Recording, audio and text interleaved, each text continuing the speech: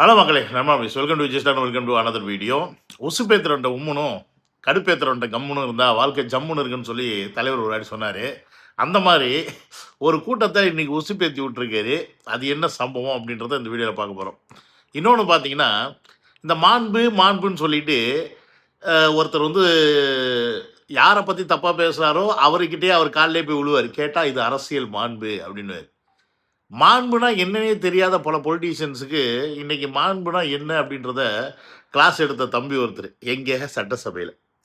இவர் என்னதான் கிளாஸ் எடுத்திருந்தாலும், தம்பி எடுத்திருந்தாலும், உண்மையாலுமே மாண்பு என்ன அப்படின்றத காமிச்சிருக்காரு நம்ம தலைவர்.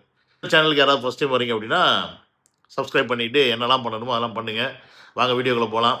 நானும் பல பேரை வச்சு செய்யாதனால நீங்களும் பல வாட்டி வீடியோஸை வந்து பார்க்குறதில்ல அப்படின்னு தெரிஞ்சிச்சு. பார்த்துக்கிட்டு தான் இருக்கேன்.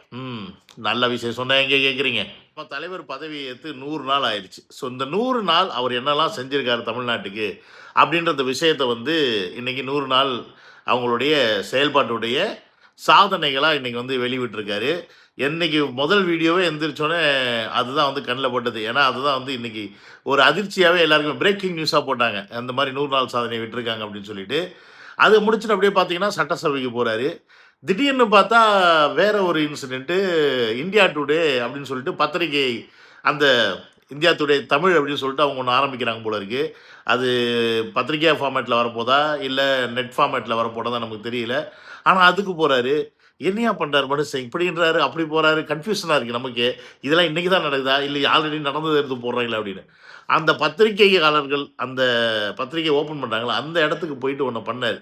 அதுக்கு தான் நான் அந்த சைலண்ட்டாக அந்த ஃபஸ்ட்டு ஒரு டைலாக் சொன்னேன்ல, உசுப்பேத்துறன்ட்ட உம்முன்னு கடுப்பேத்துறன்ட்ட கம்முன்னு இருந்தால் வாழ்க்கை ஜம்முன்னு இருக்குன்னு. நம்மளை பெரும்பாலும் உசுப்பேத்துறது யாருன்னு பார்த்தீங்கன்னா இந்த பத்திரிகைக்காரங்க தான். அவங்க தான் கடுப்பும் ஏற்றுவாங்க. உண்மையான விஷயத்த மக்கள்கிட்ட கொண்டு போய் சேர்க்காம, தேவையில்லாத விஷயத்த மக்கள்கிட்ட கொண்டு போய் சேர்த்து நம்மளை கடுப்பேற்றுறதா இருக்கட்டும். உதாரணத்துக்கு இந்த ஆகஸ்ட் 15க்கு சுதந்திர தினத்தை காட்டுங்கண்ணா, நம்ம சுதந்திரத்தெல்லாம் பறிக்கிற மாதிரி அங்கே வந்து த்ரிஷா பேஜ் எடுத்துக்கு போட்டு காமிச்சு நம்மளை போட்டு உசுரை எடுத்தாங்களே. இந்த மாதிரி கடுப்பேற்றுற வேலையும் உசுப்பேற்றுற வேலையும் பண்ணிக்கிட்டு இருக்கிறது இந்த பத்திரிக்காரங்களே. இவங்களே ஒருத்தர் உசுப்பேற்றி ரணகலப்படுத்துகிறாருன்னா அது நம்ம தளபதி மட்டும்தான். ஏன்னா இது வரைக்கும் ஒரு பத்திரிகையாளர்கள் மீட்டப் செஞ்சது கிடையாது. அவங்கள வந்து ஓப்பனாக சொல்லப்போனால் மனுஷனை மதிக்கிறதே இல்லை. போங்கடா, நீங்கள் என்னடா உங்கள்கிட்ட நான் வரணும், நீங்கள் சொன்னால் தான் போய் மக்களுக்கு சேருமா, நான் எப்படி போய் மக்கள்கிட்ட சேர்க்கணுமோ சேர்ந்துக்கிறேன், நான் டேரெக்டாக மக்கள்கிட்டே பேசுகிறேன்னு சொல்லிட்டு அப்படி ஒரு மோடில் இருந்தவர் தான் தளபதி. ஸோ இந்த இந்தியா டுடேக்கு போயிட்டு ஏதாவது பயங்கர ஸ்பீச்லாம் கொடுக்க போகிறார் அப்படிலாம் பார்த்தா அப்படிலாம் ஒன்றுமே கிடையாது. சின்னதாக ஒரே ஒரு வார்த்தைங்க, அதை மட்டும் எழுதிட்டு போயிட்டார். என்னது, லெட்ஸ் ட்ரூத் ஸ்பீக் லவுடர் அப்படின்னு சொல்லிட்டு முடிஞ்சு. அப்படியே புலையர் செருப்பால் அடித்தார். உண்மை பேசட்டும், சத்தமாக உண்மை பேசும் அப்படின்றத வந்து அங்கே பதிவு பண்ணிட்டார். நீங்கள் 1000 பேர் மீடியா வச்சு என்ன தான் கற்றுனாலும் நாங்கள் உண்மையை பேசுகிறத சோஷியல் மீடியான்னு ஒரு டீம் இருக்குது, விர்ச்சுவல் வாரியர்ஸ்னு ஒரு குரூப் இருக்குது, அவங்க கொண்டு போய் எங்கள் மக்களுக்கு சேர்த்துருவாங்க அப்படின்றது அதற்கான அர்த்தம்.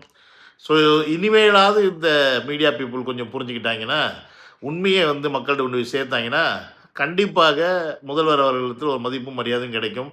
அவர்கிட்ட அவரை வந்து நீங்கள் வந்து பேட்டி எடுக்கலாம், எல்லாமே பண்ணலாம். ஆனால் நீங்கள் மாறாத வரைக்கும் அவர் உங்களை மதிக்கவே மாட்டார், அவரும் மாற மாட்டார். அவர் அப்படியே தான் இருப்பார். ஸோ அப்படின்றத இந்த வீடியோ மூலிமா நம்ம தெளிவாக சொல்லிக்கிறோம். அப்படியே 2வது டாபிக் என்னென்னு பார்த்தோன்னு வச்சுங்களேன், நான் சொன்ன மாதிரி இந்த மாண்பு மேட்ருக்குள்ளே வருவோங்க. இந்த மாண்புன்னு சொல்லிட்டு நம்மளை உசுரை போட்டு வாங்குகிற ஒரு கூட்டம் இருக்குது. அது எதுன்னு பார்த்தீங்கன்னா முக்கியமாகவே இந்த நாய் டம்ளர் குரூப் தான். பண்ணுறதெல்லாமே பண்ணிவிட்டு கடைசியில் அவங்க தான் அரசியல் மாண்புன்னுவாங்க. மரியாதையாக பேச தெரியுமா உங்களுக்கு அப்படின்னு நம்மளை பார்த்து கேட்பாங்க. வாயில் வர்றதெல்லாம் என்ன வருதுன்னே தெரியாது, அந்த அளவுக்கு பேசுவாங்க. மேடையிலையும் சரி, மீடியாலையும் சரி.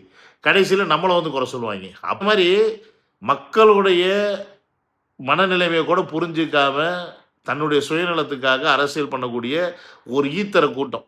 இந்த ஈத்தர கூட்டம்லாம் மாண்பை பற்றி பேசும்.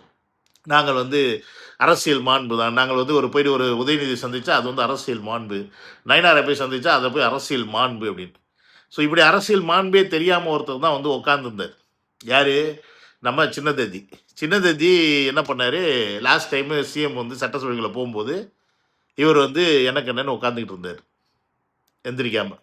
இது எல்லாருக்குமே வந்து உறுத்தல் தான், நம்ம எல்லாருக்குமே உறுத்தல் தான். உண்மையாலுமே அந்த கூட்டத்தில் இருக்க பெரிய தலைங்கள்லாம் என்ன பண்ணியிருக்கணும்னா, தம்பி நீங்கள் என்ன தான் வந்து அவரை பிடிக்காமல் இருக்கலாம், அகென்ஸ்டாக இருக்கலாம், ஆனால் நீங்கள் இன்றைக்கி வந்து ஒரு எதிர்க்கட்சி தலைவர் அப்படின்னும்போது கொஞ்சம் மரியாதை நிமித்தமாக அவர் என்னதான் இருந்தாலும் சிஎம் சட்டசபைக்குள்ளே வரும்போது எந்திரிங்க, இல்லைன்னா நமக்கு பேர் கெட்ட போயிடும், நமக்கு பேர் அசிங்கமாயிரும் அப்படின்னு சொல்லி புரிய வச்சிருக்கணும்.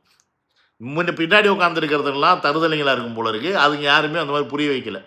இந்த கோவத்த ஒட்டுமொத்தமா இன்னைக்கு ரமேஷ் தம்பி வெளிப்படுத்திட்டாப்புல.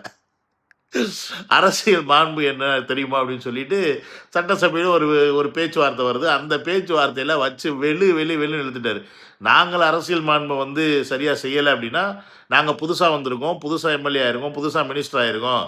நீங்க என்ன மாண்பு, என்ன அரசியல் மாண்பு, சட்டசபை மாண்புன்னு சொல்லிக் கொடுங்க. நாங்க அதை கத்துக்கிறோம், கத்துக்கிட்டு மாத்திக்கிறோம். ஆனா இத்தனை வருஷமா அரசியல்ல இருக்க நீங்க ஏன் மாண்பு ஃபாலோ பண்ணலன்னு சொல்லி கேட்டனுக்கு அங்க பதில் இல்லை எவனுக்குமே. உடனே அங்க வந்து அவர் நேருன்னு நினைக்கிறேன் எந்திரிச்சு சமாளிக்கிறாரு. என்ன சமாளிக்கிறாரு, இந்த மாதிரி வந்து நாங்க வந்து இதுக்கு முன்னாடி எதிர்கட்சி தலைவர் கூட எந்திரிச்சதில்லை, நாங்க சிஎம் இருந்தப்ப அப்படின்னு சொல்லி இபிஎஸ் மேல தூக்கி வெளியே போடுறாப்புல. அவர் நினைச்சு நான் வாட்டு செவனின்னு தாண்டா உட்காந்துருக்கேன், என்ன ஏன்டா கோத்து விடுறீங்க, அப்ப நான் வந்து மரியாதை கேட்டவனா இல்லை அப்ப இப்படி அப்படியே அவர் உட்கார்ந்தா கூட அதுவும் தவறு தான். ஏன்னா அவர் ஒரு சிஎம் உள்ள வரும்போது முன்னாள் முதலமைச்சர் வந்து இப்போ கலைஞர் வந்தாலும் சரி, இப்போ ஸ்டாலின் அவர்கள் உள்ள வந்திருந்தாலும் சரி, இவங்க எந்திரிச்சு மரியாதை கொடுக்க வேண்டியது முதலமைச்சர் அப்படின்னு அந்த பதவிக்காக மட்டும் இல்லை, அவரை வந்து மக்கள் தேர்ந்தெடுக்காங்க, மக்களுக்கு கொடுக்குற மரியாதை. சரி, இவங்க என்னைக்கு மக்களுக்கு மரியாதை கொடுத்துருக்காங்க இங்கே வந்து மரியாதை கொடுக்கறதுக்கு. ஆனால் புலன்னு புலந்துட்டாப்புல ரமேஷ் தம்பி. அதை வந்து பார்க்கும்போது நமக்கு செம ஹாப்பியாக இருந்துச்சு. அவர் சார்பா நான் சாரி கேட்டேன். அவர் உறுப்பினர் அவர்கள் அடுக்கடுக்காக சொல்றாங்க, திருமங்கலம் ஃபார்முலா இருந்து 2026 வரைக்கும் அதாவது ஓட்டுக்கு பணம் கொடுக்கிற அந்த திட்டத்தை அவர் அடுக்கடுக்கா சொல்லிட்டு வந்தாரு. அவர் கருணாநிதி, நம்முடைய முன்னாள் முதல்வர் கருணாநிதி பத்தி அடுக்குமொழியில சொல்லிட்டு வந்தாங்க. இந்த ஃபைனலா இவர் வந்து வனத்துறை அமைச்சர் நினைக்கிறேன். இவர் வந்து பேசின இந்த பேச்சுக்கு வந்து நம்ம தலைவர் வந்து மன்னிப்பு கேட்டார் பாருங்க. இதுதான் மாண்பு, உண்மையாலுமே இதுதான் மாண்பு. ஒருத்தருக்கு பணம், பேர், புகழ் எல்லாமே வந்துச்சுன்னா தலைக்கு ஏறிடுமோ போதை, கொஞ்சம் தலைகணத்தில் ஆடுவாங்க. இப்போ இவர் வந்து பணம், புகழ், பேர் எல்லாமே அடைஞ்சு இன்னைக்கு வந்து தமிழ்நாட்டின் முதலமைச்சர் ஆகி வேற ஒரு லெவலில் இருக்கும்போது எந்த அளவுக்கு அப்போ இவருக்கு மண்டக்கணமாக இருக்கணும். ஆனால் அப்படி இல்லை. ஆனால் அதே மண்டக்கணம் யார்கிட்ட இருக்குது, உதயாநிதிக்கிட்ட இருக்குது, நம்ம சின்னத்தத்திக்கிட்ட இருக்குது. ஸோ இங்கே நீங்கள் புரிஞ்சுக்கணும், மக்களுக்கான ஒரு தலைவர் யார், மக்களை மதிக்காத தலைவர் யாருன்னு நீங்கள் புரிஞ்சுக்கணும். இங்கே எப்படின்னா, இங்கே எப்படி பார்க்கணும்னா, மக்களால் தேர்ந்தெடுக்கப்பட்ட ஒரு சிஎம்ஐயே நீ வந்து மதிக்கலை அப்படின்னா மக்கள் எப்படி நீ மதிப்ப? அப்படி தானே நம்ம பார்க்கணும். இதை இப்போ உதயநிதி வந்து இப்படி உட்காந்துருக்காருன்னா, உனக்கு விஜய் அவர்களை பர்சனலாக பிடிக்காமல் இருக்கட்டும், இல்லை உங்கள் கட்சியை தோக்கடிச்சாருன்னு இருக்கட்டும், இல்லை உங்கள் கட்சியை எதிர்த்து கட்சி ஆரம்பிச்சு வந்து நம்மளை நாசம் பண்ணிட்டாருன்னு வைத்தறிச்சல் இருந்தாலுமே சரி, என்னவா இருந்தாலும் மக்கள் தேர்ந்தெடுத்த ஒரு பிரதிநிதி, மக்கள் தேர்ந்தெடுத்த ஒரு முதலமைச்சரை மதிக்க வேண்டியது உன்னுடைய தலையாய கடமை. அது ஒரு மாண்பு சட்டசபைக்குள்ள. அதையே நீங்கள் செய்ய மாட்டீங்க அப்படின்னா இவர் எப்படி இதை செய்கிறார் அப்படின்னு நம்ம யோசிச்சு பார்க்குறோம். ஏன்னா சில டைம் இப்போ இதுக்கு வந்து இவர் சொல்லியிருக்க வேண்டிய அவசியமே கிடையாது. அவர் பேசிட்டாரு, பேசினது அப்படியே போயிருக்கணும். ஆனால் அவர் சொன்னதுக்கு அவருடைய சார்பாக நான் மன்னிப்பு கேட்டுக்கிறேன் அப்படின்னு சொல்கிறது வந்து இது தன்னுடைய கட்சிக்காரர்களின் நிலையை மனசுல இருந்து மாற்றும். நம்ம பண்ணுற தப்புக்கு நம்ம தலைவர் மன்னிப்பு கேட்குறாரு, அப்போ நம்ம இன்னும் கேர்ஃபுல்லாக பேசணும், இன்னும் கேர்ஃபுல்லாக இந்த சட்டசபையில் எதிர்கட்சியில் இருக்கவங்கள பார்த்து நம்ம வந்து வார்த்தைகள் விடணும். நம்ம ஏதாவது தவறாக வார்த்தைகள் விட்டால் நம்மளை கூட கேட்காமல் நமது தலைவர் அங்கே அவங்கக்கிட்ட மன்னிப்பு கேட்க கூட ரெடியாக இருக்கிறார் அப்படின்ற ஒரு விஷயத்தை அந்த இடத்துல தன்னுடைய கட்சியில் இருக்கக்கூடியவங்களுக்கும் ஒரு மாண்போடு நடந்துக்கிறது எப்படின்னு காமிச்சவராக இருக்கட்டும், அதே மாதிரி எதிர்கட்சியில் இருக்கவங்களுக்கும் எங்கள் கட்சியில் இருக்கவங்க தவறு செஞ்சாலும் நான் அவங்களை தட்டி கேட்பேன் அப்படின்றத அவங்களுக்கு புரிய வச்சதாக இருக்கட்டும். ஸோ இப்படி ஒரு சபை நாகரிகம்னு ஒன்று இருக்குது. அந்த சபை நாகரிகத்தில் எப்படி நடந்துக்கணுமோ அப்படி நடந்துக்கிட்ட முதல்வர் எங்கே, அந்த சபையை கொஞ்சம் கூட மதிக்காமல் எனக்கு என்னென்னு தெனாவிட்டு உட்காந்துக்கிட்டு இருக்க உதயநிதி எங்கே? இன்றைக்கி உங்களை அடித்து உட்கார வச்சுருக்கோம்.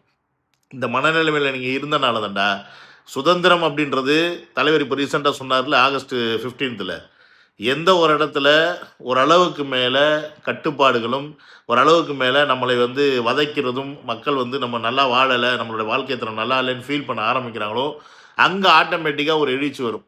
அந்த எழுச்சி வந்து இருக்கிறவங்களும் தூக்கி போடும். அப்படி தூக்கி போட்டது தான் உங்களை திமுக அப்படின்ற இந்த திருட்டு காட்சியை தூக்கி போட்டதுக்கு காரணம் என்ன? நீங்கள் தான்டா. உங்களை மாதிரி இந்த இத்து போன நாதாரிங்க இப்படி பேசுறது, இந்த மாதிரி அசிங்கமாக நடந்துக்கிறது, சபை நாகரிகம் தெரியாமல் சிஎம்க்கு கூட மரியாதை கொடுக்காமல் இருக்கிறது, இப்படி பல விஷயங்களை நீங்கள் அடுக்கடுக்கு பண்ண உங்களுக்கு அழிவு ஆகிட்டே தான் இருக்கும். அழிவு நிச்சயம். முன்னாடி மாதிரிலாம் திமுக இன்னைக்கு எழும்பி வந்துரும் அப்படின்லாம் இன்னைக்கு சட்டசபையில் உட்காந்து பல பேர் பேசிக்கிட்டு இருக்காங்க. நாங்கள் வந்து ஒரு எம்எல்ஏ வைத்தெல்லாம் நாங்கள் சட்டசபையில் இருந்திருக்கிறோம், இன்றைக்கு நாங்கள் மீண்டு வந்துருவோன்னு. திமுக மீண்டு வந்துச்சு. ஏன்னா அன்னைக்கு இருந்த காலகட்டம் அப்படி. அன்னைக்கு வந்து இந்த திராவிடம் அப்படின்ற ஒரு விஷயத்தை புகுத்தி நீங்கள் தான் வந்து தமிழ்நாட்டை வந்து எப்படி சொல்கிறது மீட்டெடுத்த நபர்கள் அப்படின்ற மாதிரி கொண்டு வந்து காமிச்சிங்க. இன்றைக்கி திராவிடம் நீர்த்து போச்சு. ஏன்னா திராவிடத்தை நீங்களே ஃபாலோ பண்ணுறது இல்லைடா திருட்டு பசங்களா.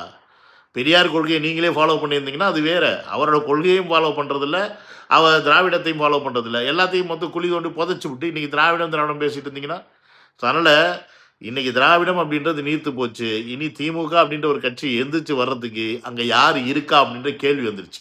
இனி நிரந்தரமாக இருக்க போட ஒரு முதல்வர் அப்படின்னா அது விஜய் அவர்கள் மட்டும்தான். அதை மனசில் வச்சுக்கிட்டு எதிர்க்கட்சியாக இருக்கிறவங்களாம் கொஞ்சம் வாயடக்கி இருந்தீங்க அப்படின்னா, கொஞ்சம் மாண்போடு இருந்தீங்கன்னா உங்களுக்கான மாண்பும் மரியாதையும் திருப்பி கிடைக்கும். இல்லைன்னா மாவாட்டுறதுக்கு நீங்கள் ரெடியாக இருந்துக்குங்க. அவ்வளோதான் நம்மளால் சொல்ல முடியும்.